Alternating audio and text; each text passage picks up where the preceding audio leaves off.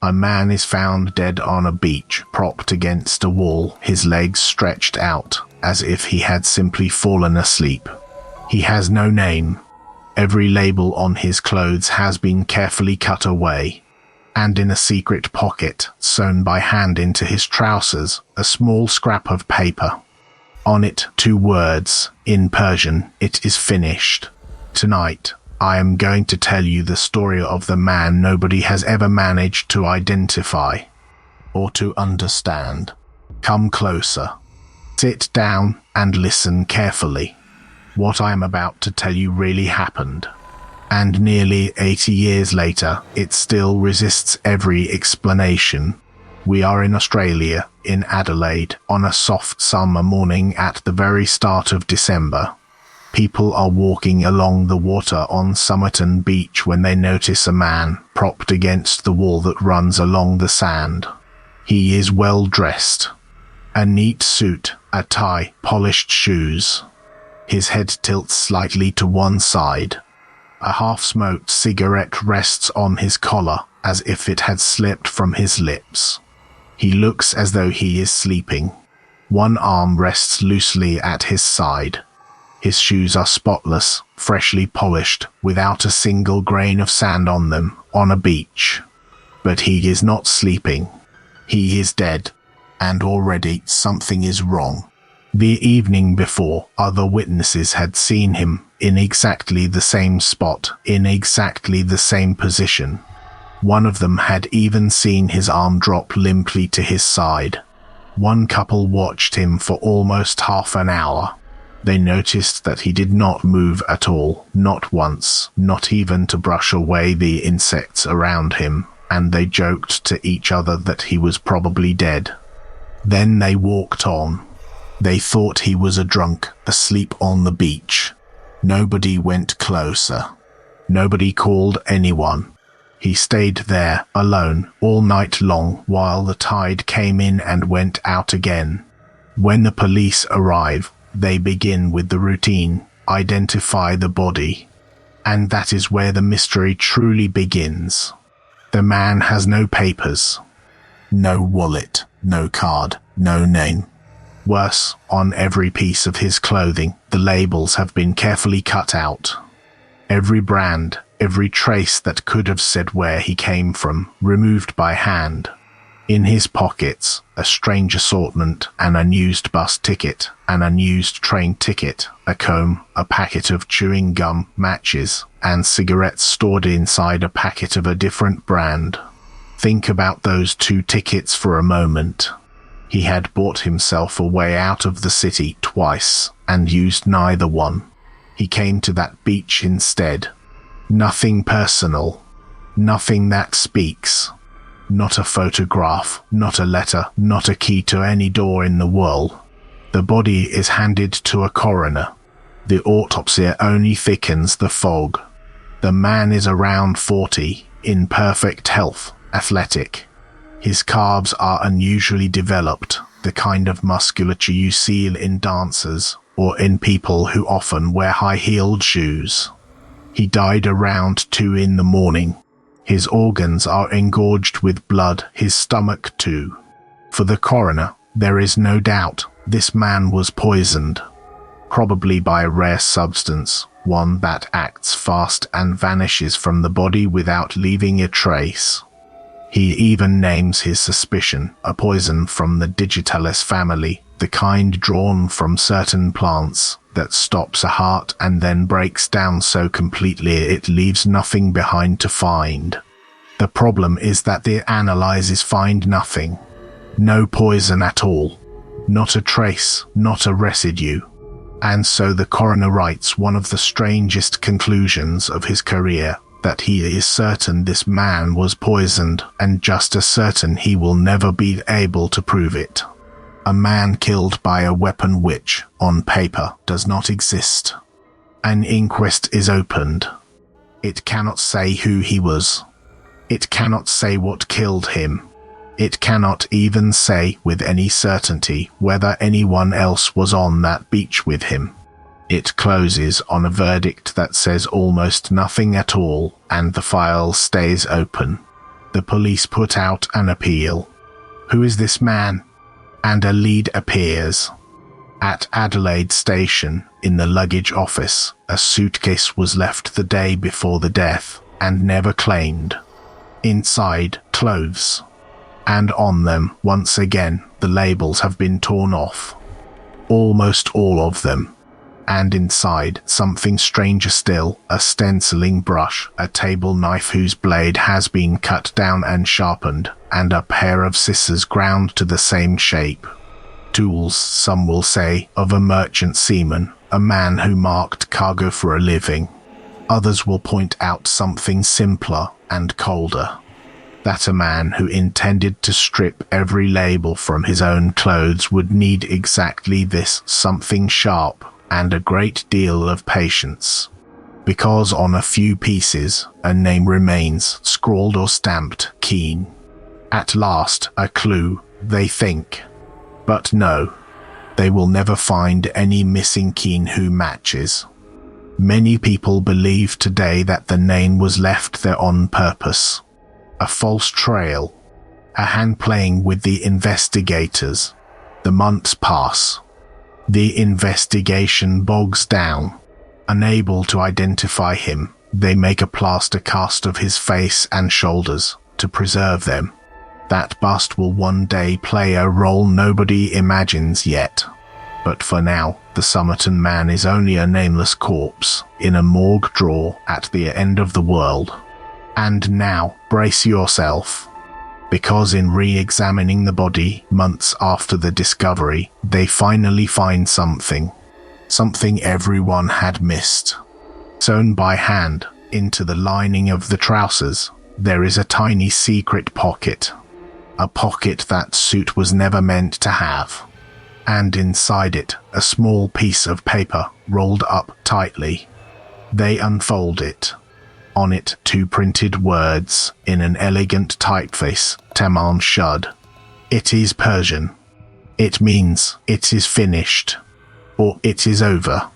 They are the very last words of a famous collection of poems, the Rubaiyat by Omar Khayyam. A book about seizing life, because death comes for everyone. The paper was torn out of a real book, so somewhere there is a Rubaiyat with a corner missing. The police launch another public appeal, and a man comes forward. He explains that, a few months earlier, he found a copy of the Rubaiyat thrown into the back of his car. A car he often left unlocked, parked not far from Somerton Beach at the exact time of the death. They compare. The torn corner of the book matches, exactly, the scrap of paper found in the dead man's pocket. It is the right book, and this book will give up 2 secrets. The first, on the back cover, barely visible, pressed into the paper by the weight of a pencil, 5 lines of capital letters. No logical spaces, no recognizable words. A code.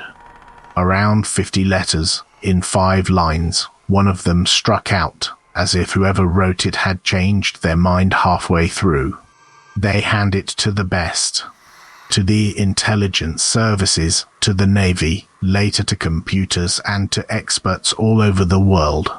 Some see the initials of a poem, each letter standing for a word. Some see a one-time pad, the kind of cipher a spy would carry, unbreakable without the key. Others insist it is nothing at all, the scribbles of a dying man.